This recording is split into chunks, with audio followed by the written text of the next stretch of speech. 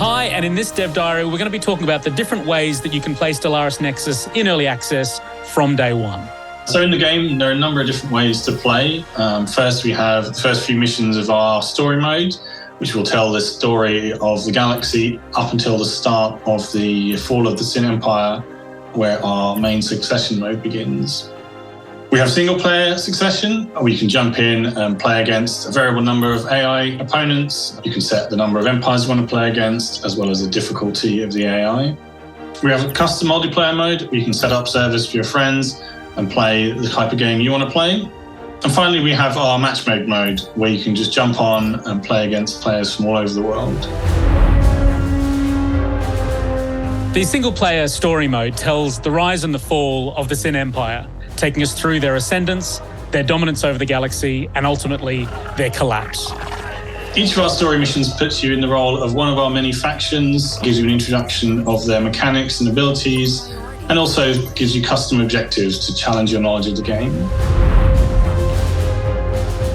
Succession mode played in single player has you going up against AI opponents in a battle for the galactic crown.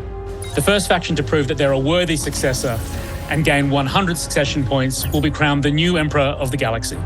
So this mode lets you customize your experience. You can choose the number and type of factions you're playing against, as well as the AI difficulty, and even change the length of the game from 60, 100, or 150 succession points. This mode is great for learning new factions or practicing new strategies before jumping back into multiplayer.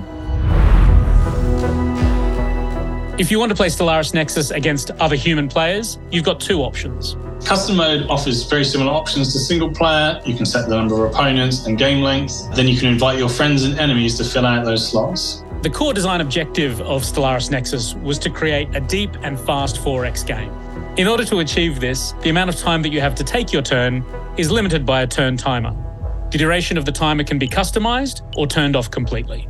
One of the driving motivations behind the design of Stellaris Nexus was to allow gamers to enjoy a social strategy game together in a compact time frame, regardless of where they live.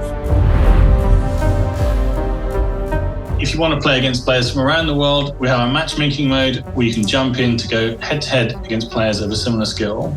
This mode will use the standard game length and turn timer options. So these are the game modes that will be available in Stellaris Nexus in early access from day one. So throughout early access, we'll be introducing exciting new ways to play, fleshing out our story mode, and introducing new content such as factions and leaders. From everyone on the team at Whatboy, we're excited to be bringing Stellaris Nexus into early access, and we're looking forward to seeing you all on the Galactic Rim.